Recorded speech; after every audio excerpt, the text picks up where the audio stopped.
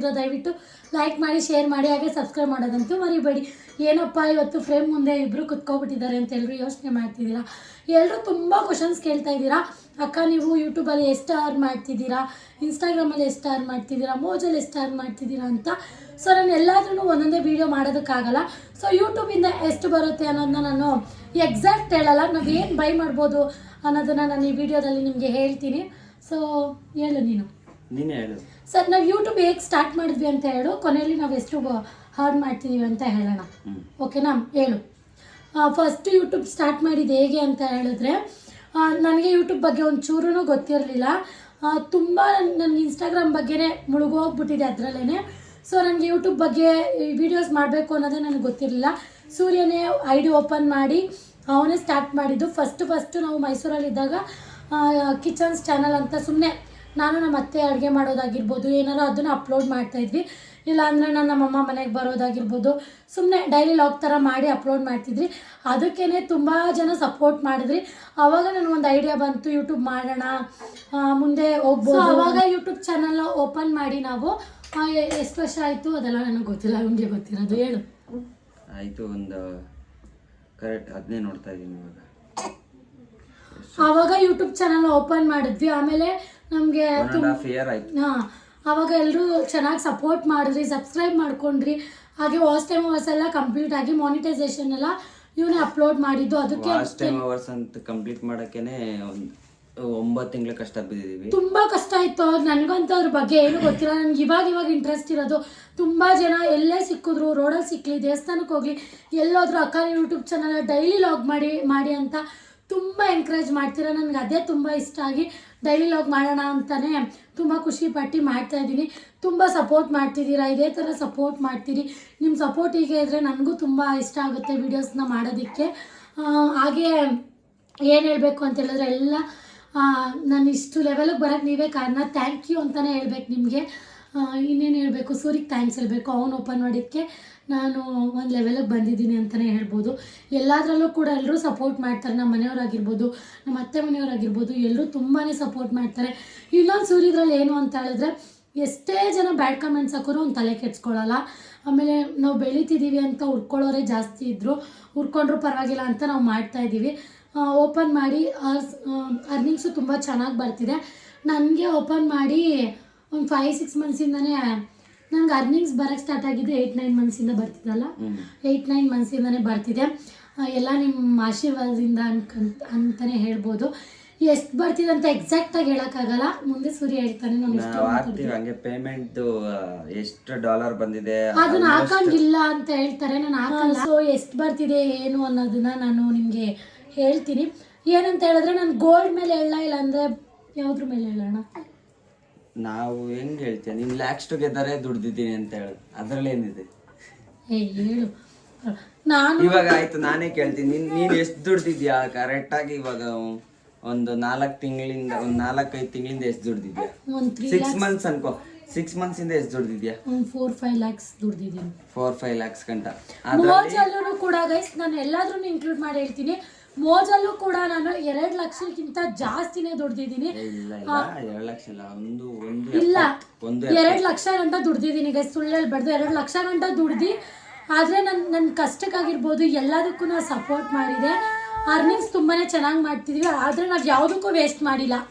ದುಡ್ಡನ್ನಂತೂ ಎಂತಕ್ಕೂ waste ಮಾಡಿಲ್ಲ. ನಮ್ಮ ಮನೆ ಐಟಮ್ಸ್ ಆಗಿರ್ಬೋದು ಅದನ್ನ ಪರ್ಚೇಸ್ ಮಾಡಿದ್ವಿ. ಇವಾಗ ನನ್ನ ಮಗಳು ಹುಟ್ಟಿದ್ಮೇಲೆ ಇನ್ನೂ ಖರ್ಚು ಜಾಸ್ತಿ ಆಗಿ ಇವಳಿಗೆ ಅರ್ನಿಂಗ್ಸ್ ಅದು ಬಂದಿದ್ದನ್ನ ಇವಳಿಗೆ ಉಪಯೋಗಿಸ್ಕೊಂಡ್ವಿ. ಹಾಗೆ ನಮ್ಮ ಲೈಫಿಗೆ ತುಂಬ ಹೆಲ್ಪ್ ಆಗಿದೆ ಅಂತಲೇ ಹೇಳ್ಬೋದು. ಇಲ್ಲೊಬ್ಳು ಇದ್ದಾಳೆ, ಅವಳು ನಮಗೆ ಡಿಸ್ಟರ್ಬ್ ಮಾಡೋಕ್ಕೆ. ಆಯ್ತು, ತಾವೆಲ್ಲ ನಿಮಿಷ ಎತ್ಕೋಗು ಪಾಪನ ಈಚೆಗೆ. ಹೇಳು, ಹೇಳ್ಬೇಕು. ಇವಾಗ ಎಷ್ಟು ಅರ್ನಿಂಗ್ಸ್ ಮಾಡಿದ್ಯಾ? ಇವಾಗ ನಾನೇ ಎಕ್ಸಾಂಪಲ್ ಕೊಡ್ತೀನಿ. ಇವಾಗ ಯೂಟ್ಯೂಬ್ ನಾನೇ ಕೇಳ್ತೀನಿ, ಅರ್ನಿಂಗ್ಸ್ ಮಾಡಿರೋದೆಲ್ಲ ಏನು ಮಾಡಿದ್ಯಾ? ಅರ್ನಿಂಗ್ಸ್ ಮಾಡಿರೋದೆಲ್ಲ ನಮ್ಮ ಮನೆಗೆ, ನಮ್ಗೆ ಏನೇನು ಬೇಕು ಅದು. ನಾವು ಗೈಸ್ ಮಗು ಆಗೋಕ್ಕಿಂತ ಮುಂಚೆ ಬರೀ ಟ್ರಿಪ್ ಹೋಗ್ತಿದ್ವಿ. ಸುಮ್ಮನೆ ಟ್ರಿಪ್ ಪ್ಲ್ಯಾನೇ ಇರಲ್ಲ, ಟ್ರಿಪ್ಗೆಲ್ಲ ಹೋಗ್ತಾ ಇದೆ. ಅವಾಗ ಒಂಥರ ಲೈಫ್ ಚೆನ್ನಾಗಿತ್ತು. ಮದುವೆ ಆದ್ಮೇಲಂತೂ ಇನ್ನೂ ಚೆನ್ನಾಗಾಯಿತು. ಅದಾದಮೇಲೆ ಪಾಪು ಆದ್ಮೇಲಂತೂ ನಮ್ಗೆ ಲಕ್ಕೇ ಚೇಂಜ್ ಆಗೋಯ್ತು ಅಂತ ಹೇಳ್ಬೋದು.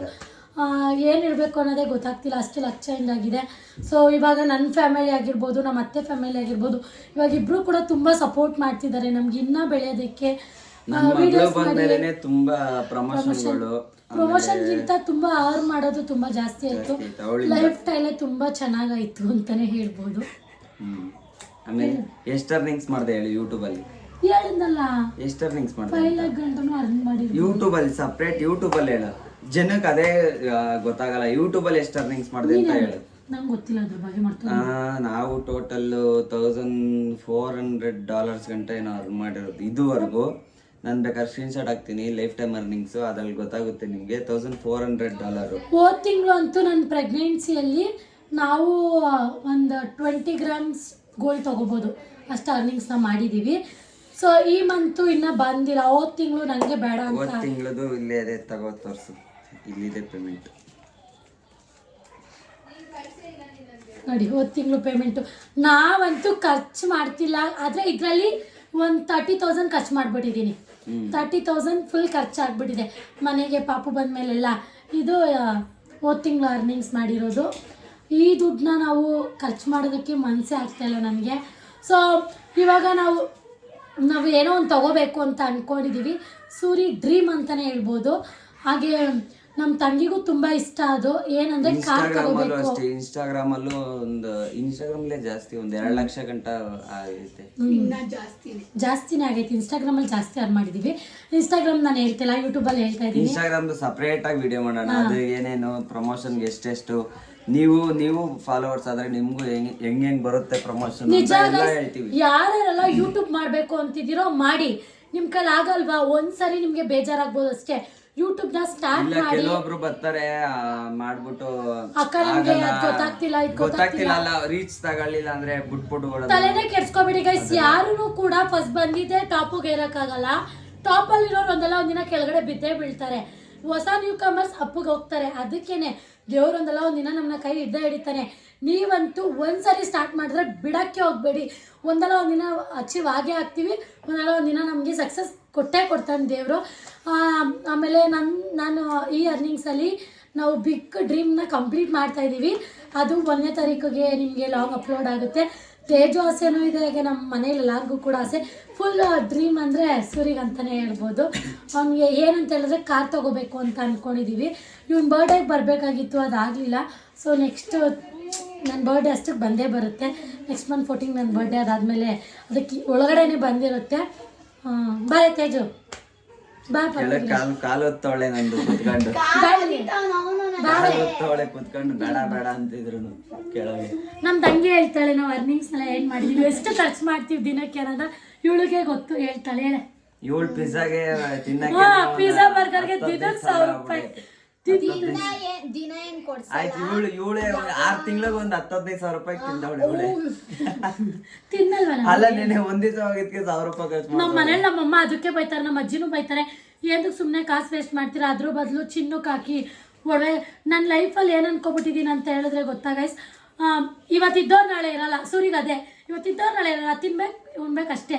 ನಮ್ಮಮ್ಮವ್ರಿಗೆಲ್ಲ ಏನು ಗೊತ್ತಾ, ಕಾಸು ಅಂತೂ ನಮ್ಮಮ್ಮ ಖರ್ಚು ಮಾಡಲ್ಲ, ಬರೀ ಗೋಲ್ಡ್ಗೆ ಹಾಕ್ತಾರೆ ನಮ್ಮಮ್ಮ ಅಷ್ಟೇ. ನಮ್ಮ ಅತ್ತೆ ಮನೆಯವರಾದ್ರೆ ಕಾಸನ್ನ ನೀರು ಸುರಿದಾಗ ಸುರಿತಾರೆ. ನಮ್ಮ ಅಮ್ಮ ಮನೆಯವ್ರು ಸುರಿಯಲ್ಲ, ಬರೀ ಒಡವೆಗೆ ಹಾಕ್ತಾರೆ. ಹೇಳು, ಏನ್ ಮಾಡ್ತೀಯಾ? ಬಾಡಿಗೆ ಕಟ್ತೀಯಾ? ಹೇಳು, ಅದನ್ನ ಮುಂದೆ ಕೇಳು. ಬಾಡಿಗೆ ಖರ್ಚು ಮಾಡ್ತೀವಿ, ಎಲ್ಲೆಲ್ಲಿ ಹೋಗ್ತೀವಿ? ತಿಂಗ್ಳಿಗೆ ಒಂದ್ಸಲ ಶಾಪಿಂಗ್ ಮಾಡ್ತೀವಿ.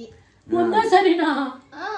ನೀನ್ ಎಷ್ಟ್ ಸಲ ಮಾಡ್ತೀಯ ಗೊತ್ತಿಲ್ಲ. ನನ್ನ ಕರ್ಕೊಂಡೋದಾಗ ಕಮಿಟ್ಮೆಂಟ್ ಎಷ್ಟೈತೆ? ಕಮಿಟ್ಮೆಂಟ್ ಎಷ್ಟೈತೆ? ನಾವು ಸಾಲ ಐತೆ. ದೇವ್ರಣ್ಣ ಸಾಲ ಅಲ್ಲ, ಲೋನ್ಗಳು ಮತ್ತೆ ಅದು ಅದೇ ಒಂದು ಬಾಡಿಗೆ ಮನೆ ಐಟಮ್ಸ್ ಎಲ್ಲ ಯಾವ ಲೋನ್ ಐತೆ? 30,000 ಗಂಟ ಆಗುತ್ತೆ. ಮನೆ 30,000 ಬೇಕು ನಮ್ಗೆ ತಿಂಗಳು. ಮನೆ ಬಾಡಿಗೆ ಎಲ್ಲ ಸೇರಿದ್ರೆ 30,000. ತಿನ್ನದ್ ಬಿಟ್ಟು 30,000 ಬೇಕು. ದಿನಕ್ಕೆ ₹1,000 ಬೇಕು. ₹1,000 ಅಂದ್ರೆ ಡೈಲಿ ಬೇಕು. ಚಿಕನ್ ಬೇಕು ಅವನಿಗೆ. ಒಂದಿನಕ್ಕೆ ₹1,000 ಖರ್ಚು ಆಗೇ ಆಗುತ್ತೆ ನಮ್ಮ ಮನೆಯಲ್ಲಿ. ಬೆಳಗ್ಗೆ ಹಾಲಿಂದ ಹಿಡಿದು ಸಾಯಂಕಾಲ ಊಟದ ಗಂಟ ₹1,000. ಮನೇಲಿ ಮಾಡೋದ್ ತಿನ್ನಲ್ಲ, ಹೋಟ್ಲಲ್ಲಿ ತಿನ್ಬೇಕು ಇವನು. ನೀನು ಅದೇ ಒಳಗೆ ಬಂದು 2 ಪೀಸ್ ತಿನ್ಕೊಬಿಡ್ತೀಯ, ನಾನು ಇಸ್ಕೊಬರೋದ್ರಲ್ಲಿ. ಆದ್ರೆ ಗೈಸ್ ನಾವು ಒಬ್ರು ಬಿಟ್ಟು ತಿನ್ನಲ್ಲ. ಒಂದು ಇವಳನ್ನ ಕರ್ಕೊಂಡು ಹೋಗ್ತೀವಿಲ್ಲ ನಮ್ಮಮ್ಮ, ನಾನು ಇವನು ಹೋಗಿ ತಿನ್ಬಿಟ್ರೆ ನಮ್ಮ ತಂಗಿ ಅವತ್ತೇ ಫುಲ್ ಬ್ಲಾಸ್ಟ್ ಆಗ್ಬಿಟ್ಟಿರ್ತಾಳೆ. ಸೊ ಫುಲ್ ಎಂಜಾಯ್ ಮಾಡ್ತೀವಿ ನಾವಂತೂ ಲೈಫ್ನ ತುಂಬ ಎಂಜಾಯ್ ಮಾಡ್ತಿದ್ದೀವಿ. ಎಲ್ಲ ನಿಮ್ಮ ಸಪೋರ್ಟಿಂದನೇ ಇದೇ ಥರ ಸಪೋರ್ಟ್ ಮಾಡ್ತೀರಿ. ನಿಮ್ಮ ಸಪೋರ್ಟಿಗೆ ಇದ್ದರೆ ಇನ್ನು ಜಾಸ್ತಿ. ನನ್ನ ಡ್ರೀಮ್ ಏನಂದರೆ ನನ್ನ ಸ್ವಂತ ದುಡ್ಡಲ್ಲಿ ಮನೆ ಕಟ್ಟಬೇಕು ಅನ್ನೋದೇ ಆಸೆ ಐತೆ. ಅದು ಈ ಕಾಲಕ್ಕೆಲ್ಲ ಆಗುತ್ತೆ. ನಾವು ಕಷ್ಟಪಡ್ಬೇಕಷ್ಟೇ. ಇನ್ನೊಂದು ವರ್ಷದಲ್ಲಿ ಇಸ್ಕೋಬಹುದು, ಕಷ್ಟಪಡ್ಬೇಕಷ್ಟೇ. ಎಷ್ಟೊಂದು ಜನ ಕೇಳ್ತೀರಾ, ಅಕ್ಕ ಸೂರ್ಯಣ್ಣ ಏನು ಕೆಲ್ಸಕ್ಕೆ ಹೋಗ್ತಾರೆ, ಏನು ಅರ್ನಿಂಗ್ ಮಾಡ್ತಾರೆ? Software engineer. ನನಗೆ ಇಲ್ಲ ಗೈಸ್, ಸಾಫ್ಟ್ವೇರ್ ಇಂಜಿನಿಯರ್ ಆಫೀಸ್ ಇದೆ ಇಲ್ಲಿ ನಮ್ದೆ. ಇಲ್ಲ ಗೈಸ್, ಏನೂ ಕೆಲ್ಸಕ್ಕೆ ಹೋಗಲ್ಲ. ನಾನು ಪ್ರೆಗ್ನೆಂಟ್ 8 ಮಂತ್ಸ್ ಆಗ್ದಾಗಿಂದ ಇವತ್ತಿನವರೆಗೂ ನಮ್ಮ ಸೂರ್ಯ ಕೆಲ್ಸಕ್ಕೆ ಹೋಗಲ್ಲ. ಬೆಳಗ್ಗೆ ಹೋದ್ರೆ ಆಟೋ ಕೆಲ್ಸಕ್ಕೆ ಹೋಗಲ್ಲ, ಇವಳು ಕಳ್ಸಲ್ಲ. ಬರೀ ನಾವು ಪ್ರಮೋಷನ್ಸು ಅಲ್ಲಿ ಇಲ್ಲಿ ಇವನು ಎಡಿಟ್ ಮಾಡೋದೇ ಲೇಟ್ ಆಗುತ್ತೆ. ಪಾಪು ನೋಡ್ಕೋಬೇಕಲ್ವಾ, ಅದರಿಂದನೇ ಹೆಂಗೋ ಒಂದು ಮ್ಯಾನೇಜ್ ಆಗ್ತಾ ಇದೆ. ಸೊ ನಾವು ಸಾಲ ಅನ್ನೋದೆಲ್ಲ ಯಾವುದೂ ಮಾಡ್ತಿಲ್ಲ. ಸೊ ಆರಾಮಾಗಿದ್ದೀವಿ. ಇದೇ ಥರ ಸಪೋರ್ಟ್ ಮಾಡ್ತಾಯಿರಿ, ಸಪೋರ್ಟ್ ಮಾಡ್ತೀರಿ. ಇಷ್ಟೇ ಸಾಕು. ನಿಮ್ಮ ಸಪೋರ್ಟ್ ಇದ್ದರೆ ಇನ್ನೂ ಅರ್ನ್ ಮಾಡ್ಬೋದು ಅಂತ ನಂಗೆ ತುಂಬ ಖುಷಿ ಆಗುತ್ತೆ. ನಮ್ಮ ಮನೆಯವ್ರು ಹೇಳೋದು ಏನಂತ ಹೇಳಿದ್ರೆ, ಖರ್ಚು ಮಾಡೋದನ್ನ ಒಡವೆ ಮೇಲೆ ಹಾಕಿ, ಇಲ್ಲಾಂದರೆ ಏನಾದ್ರು ತೊಗೊಳ್ಳಿ ಅಂತಲೇ ಹೇಳ್ತಾರೆ. ಸೊ ಇವಾಗ ಅದೇ ಥರ ಮಾಡ್ತಾ ಇದ್ದೀವಿ. ನೋಡೋಣ. Thank you so much. ಇದೇ ಥರ ಸಪೋರ್ಟ್ ಮಾಡ್ತೀರಿ. ನಿಮ್ಮ ಸಪೋರ್ಟ್ ಹೀಗೆ ಇರಲಿ. ನಿಮ್ಗೆ ಗೊತ್ತಾಯ್ತಲ್ವ ನಾನು ಎಷ್ಟು ಅರ್ನಿಂಗ್ಸ್ ಮಾಡ್ತಿದ್ದೀನಿ ಏನು ಅಂತ. ಹಂಗೆ ಇದು ಆಗ್ತೀವಿ ನಾವು, ಎಷ್ಟೆಷ್ಟು ಅರ್ನಿಂಗ್ಸ್ ಮಾಡ್ತೀವಿ ಅಂತ ಹಾಕ್ತೀನಿ. ಕೆಲವೊಬ್ರು ನಂಬಲ್ಲ, ಫೇಕ್ ಅನ್ಕೊಡ್ತಾರೆ, ಫೇಕ್ ಫಾಲೋವರ್ಸ್ ಅನ್ಕೊಡ್ತಾರೆ, ಇದೆಲ್ಲ ಬೇರೆಯವರೆಲ್ಲ ಹೇಳ್ತಾರೆ 50,000 ದುಡಿತಾ ಇದೀನಿ, 40,000. ಯಾವ ಬೋಳಿ ಮಗನ ದುಡಿಯಲ್ಲ 50,000 60,000 ಯೂಟ್ಯೂಬಲ್ಲಿ. ಇವಾಗ ನಮ್ಮಂತವ್ರು ಕೆಲವೊಬ್ರು ಇರ್ತಾರೆ ಸ್ವಲ್ಪ ಫಾಲೋವರ್ಸ್ ಇರೋರೆ, ನಾನು 50,000 ದುಡ್ದಿದ್ದೀನಿ, ಅದು ದುಡ್ದಿದ್ದೀನಿ, ಇದು ದುಡ್ದಿದ್ದೀನಿ ಅಂತ ದೊಡ್ಡ ಬಿಲ್ಡಪ್ ಕೊಡ್ತಾರೆ. ಇಲ್ಲ ಗೈಸ್, ಅದರಲ್ಲಿ ಏನು ಗೊತ್ತಾ, ನಿಮಗೆ ಫಾಲೋವರ್ಸ್ ಅಂತೂ ಕೇಳಲ್ಲ. ಮೇಯ್ನ್ ಇಂಪಾರ್ಟೆಂಟು ವ್ಯೂಸ್ ಅಷ್ಟೇ. ನಿಮ್ಗೆ ಲಾಂಗ್ ವಿಡಿಯೋದಲ್ಲಿ ಆಗ್ತಾಗ ಫಾಲೋವರ್ಸ್ 100 ಸಬ್ಸ್ಕ್ರೈಬರ್ಸ್ ಇದ್ರೂ ನಿಮ್ಗೆ ವ್ಯೂಸ್ ಮೇಲೆ ಡಿಪೆಂಡ್ ಆಗಿರುತ್ತೆ. ಇದನ್ನೆಲ್ಲ ಕಂಪ್ಲೀಟ್ ನೆಕ್ಸ್ಟ್ ವಿಡಿಯೋಗೆ. ಆಮೇಲೆ ನೀವೇನ್ ಅನ್ಕೋತೀರಾ, ಇಷ್ಟೊಂದು ಫಾಲೋವರ್ಸ್ ಇದೆ ಅವ್ರಿಗೆ ಜಾಸ್ತಿ 1000 ವ್ಯೂಸ್ ಗೆ ಎಷ್ಟು ಬರುತ್ತೆ ಅದೆಲ್ಲ ಏನಿಲ್ಲ ಗೈಸ್. ಅಲ್ಲ ಫಸ್ಟ್ ನಾನು ಮಾತಾಡೋದಕ್ಕಿಂತ ಬಿಡು, 1000 ವ್ಯೂಸ್ ಗೆ ಎಷ್ಟು ಬರುತ್ತೆ ಅದೆಲ್ಲ ಹೇಳಿ, ಅದೆಲ್ಲ ಸಪರೇಟ್ ವಿಡಿಯೋ ಮಾಡೋಣ. ಆಮೇಲೆ ಇವಾಗ ನೀನ್ ಮಾತಾಡು. ನನಗೆ ಅದ್ರ ಬಗ್ಗೆ ಏನು ಗೊತ್ತಿಲ್ಲ ಗೈಸ್, ಎಲ್ಲ ಇವ್ನಿಗೆ ಗೊತ್ತಿರೋದು. ಇವಳು $1 ಎಷ್ಟು ರೂಪಾಯಿ ಅಂತಾನೆ ಗೊತ್ತಿರಲಿಲ್ಲ, ಇವಾಗ ಗೊತ್ತಾಗೈತೆ. Thank you so much. ಇದೇ ಥರ ಸಪೋರ್ಟ್ ಮಾಡ್ತೀರಿ. ಹಾಗೆ ಯಾರು ಕೂಡ ವಿಡಿಯೋನ ಸ್ಕಿಪ್ ಮಾಡಬೇಡಿ, ಕೊನೆ ಗಂಟ ನೋಡ್ಬಿಟ್ಟು ಒಂದೇ ಒಂದು ಲೈಕ್, ಶೇರ್ ಆಗಿ ಸಬ್ಸ್ಕ್ರೈಬ್ ಮಾಡಿ. ಇಲ್ಲಿ ಗಂಟ ನೋಡಿದ್ದೀರಾ ಅಂದ್ರೆ ಲೈಕ್ ಮಾಡ್ಲೇಬೇಕು ತಾನೆ. Thank you, love you all, bye.